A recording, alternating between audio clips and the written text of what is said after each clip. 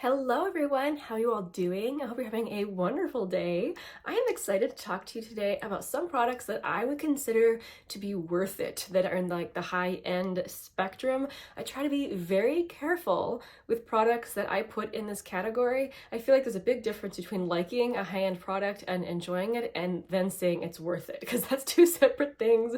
I'm often a bargain shopper. I rarely buy a hand product full price. So even if I did buy these products at TJ Maxx or discounted somehow, these are products that if I lost them or finished them, I would pay full price again. And again, this is my personal feelings on the matter. Everyone feels differently about this. So make sure and let everyone know down in the comment section if you've also tried these products, if you think they are worth it. So this is part 2. I have done a video like this before. I will link the first one down below. I did make sure and check that video to make sure I'm not mentioning the same products twice. And I will have a video coming later this week about drugstore products that I think are just as good as high-end. Before we get into the products, today's tea of the day is Genmaicha. If you've never seen Genmaicha before, it is a Japanese tea that is a mix of green tea and roasted rice, some of which even gets popped, so you have like kernels of popped rice in your tea. It creates a beautiful, kind of a sweet, roasty flavor. Sometimes I go on a kick where this is all I want to drink for weeks on end.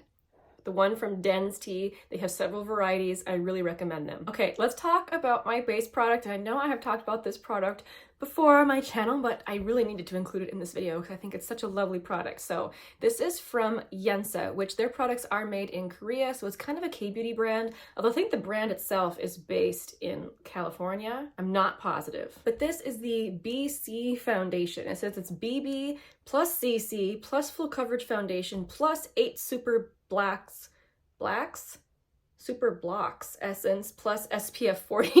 It is very K-beauty and how they love to like put lots and lots of information on their packaging. I use the shade Light Neutral, and I was originally introduced to this product through Ipsy. So I got a sample from them, was completely hooked, and now I have the full size. So it's very similar in finish to the Misha BB Cream Foundation. If you've never tried that, it's kind of a cult classic. This is very similar in how it has medium to very high coverage. Actually, one pump of this is actually more than enough. I usually bring it down my neck because I don't need that much on my face. It is slightly fragranced. It has a beautiful glowy finish, but nothing too glowy. Less glowy than the MAC Studio Radiance Face and Body. Less glowy than, say, Make It Forever Reboot. But this is one of the products that I feel like I'm giving my skin a hug when I use this product. It feels very much like a skincare infused foundation, in the fact that my skin heals up while it's using this. This is the one I like to use when I'm having a bad acne breakout. It will not make it worse, and it actually makes it better. I do have other foundations that won't make my acne worse, but this is one, just like the Misha BB cream, that actively makes it better. So where can you get it? I think it's available at like Nordstrom's, maybe Macy's. I'll link it down below, and of course at their website. It is much more expensive than the Misha BB cream, but it has a much better shade range. And the Misha has a very limited shade range, whereas the Yensa, much better. Since it is more on the spendy side, I do recommend waiting for a sale of some sort to try it out to see if you like it. But I feel like this is one that I'm always gonna want in my collection just because my skin loves it so much and I think it's beautiful. Here's a close-up so you can see my skin. Okay, let's talk about a concealer. I did not think this product would make it this far into my heart. So this is the famous Kosas Revealer Concealer. When I first tried it, I did not think it was up to the hype, but that's because I was applying it with a brush or with my fingers. As soon as I apply it with a damp sponge, I fell in love with it. It lays so close to my skin, under my eyes, and it has a beautiful kind of dewy finish to it, where if you're looking for something hydrating, something like this is beautiful. It does have kind of a more jelly, not jelly, but kind of gel-like consistency. Not quite a full-on gel, but gel-like. So that when I put it on, I feel like it feels kind of cooling. Of course, that feeling doesn't stay, but when I first put it on, it feels very refreshing. And when I apply it with a damp sponge, it doesn't break up on me. It looks beautiful all day long. I think it's absolutely lovely. However, this product does come with like a caveat. If you have a large concealer collection, if you have several you're trying to finish up, I would wait if you really want to try something like this, just because this product does not have a lot of preservatives in it. It's kind of famous for going bad quickly. So this is good for someone who has 1 or 2 concealers in their collection and therefore can really focus on using it. I just took the stopper out of mine because I'm almost finished, so mine looks kind of grody and gross, but I just kind of wanted to show you it has kind of a classic flat paddle applicator. There are oodles of shades and they can lean kind of yellow, so this is a product that I think it can be helpful to get shade matched to in store. I am shade 2.5C. In the future, just because it can go bad so quickly, I probably won't buy a full size. They recently have released minis, but not in their full range, and of course my shade is not released in a mini yet. If they ever do in the future, I will happily purchase it because I think it is absolutely beautiful. Okay, let's talk about a blush that I've been talking about on my channel forever and needed to go in this video.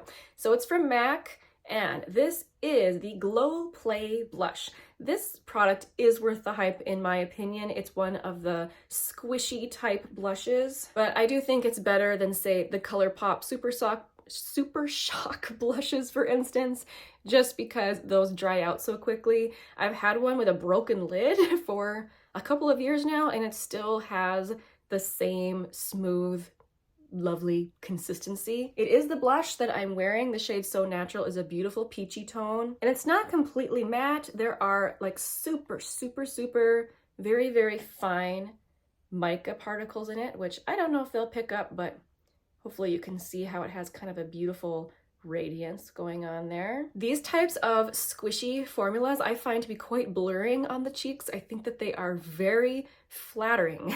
And the only reason I don't have all the colors in this range is because I love to try different formulas of blushes, so I haven't let myself do that. But this is one in the back of my mind where if I ever get tired of trying a new blush and I just want to get shades in my favorite blush formulas, this would be probably the first one I would think of because I just love the way it lays on the skin. It has that blurring quality. It is lovely. Okay, let's talk about 2 eye products. So the cream eyeshadow I have on my eyes today, I feel like mentioning this product is kind of like beating a dead horse because I feel like everyone already knows that these are good, but I feel like, you know, I'll throw my 2 cents in. So this is the Mercier Caviar stick in the shade Au Naturel. So Au Naturel is a matte, neutral, cool-toned shade. So the reason why I'm in love with this formula so much is because it's very easy to manipulate. I put it on my lid and then I just buff it out with my finger. I don't even need to use a brush, and it has beautiful feathered edges on it. It looks like I spent a while blending out a matte, whereas I literally just scribbled it on my lid and went like this with my finger. It continues to look creamy on the eyes even when it sets down. That's a problem I've had with cream eyeshadows before, that the second they set down, they look kind of crepey. And oftentimes the ones that stay beautifully luminous and hydrating, they crease. This does not crease. So it's absolutely beautiful to wear as just a very, very natural looking single eyeshadow look, but I also like to wear it as an eyeshadow base. When I do that, my eyeshadows do not move, which is often a problem for me, even when using eye primers that I enjoy. By the end of the day, sometimes I will have creasing, and I never do when I use this product. These are expensive. They really are. So I highly recommend checking out a mini if you can get them. But I am such a fan of easy to do makeup that stays that, yeah, I had to recommend this. I do think they're worth the money. I have tried more inexpensive ones that just made me disappointed.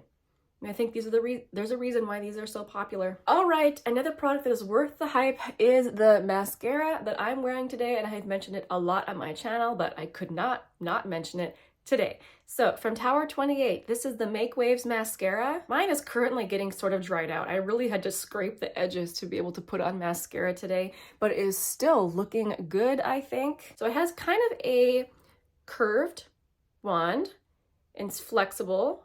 And when you kind of bend it, it does this funky thing where it kind of separates a little bit. I feel like I get fantastic volume and separation. Sometimes those 2 things don't go together, but I get very beautiful volumized and at the same time fluttery, lengthened lashes when I use this. Like, this mascara does all the things. And typically it wears well on me. I feel like about 4 or 5 months in this one has started to flake a bit on me, but I'm still using it because I love the way it looks so much. I would love it if Tower 28 came out in a mini so I didn't have to spend 20 bucks on a full size. And in fact, whenever I am done with this, I might just keep the wand to try with various formulas to see how they would work with the Tower 28 wand. I don't know. Don't ask me to choose between this one and the Caviar. They kind of do very similar things for my lashes. I don't know which one I like more. I feel like I might get that question. So there you go. All right, there you have it. 5 high-end-ish products that I think are worth the money that I would pay full price for. Make sure to let me know down in the comments if you agree with my sentiments about these products and what products you think are actually worth the money that are high-end that you have tried that I haven't mentioned. I would love to try some of these things. So make sure and share the goodness with all of us who are watching and paying attention. And stay tuned for my next video, the drugstore video, about 5 more products from the drugstore that I think are just as good as high-end. Thank you guys so much for watching. I hope that you are having a marvelous day and that you continue to have a marvelous day. I will see you soon in the next one. Bye.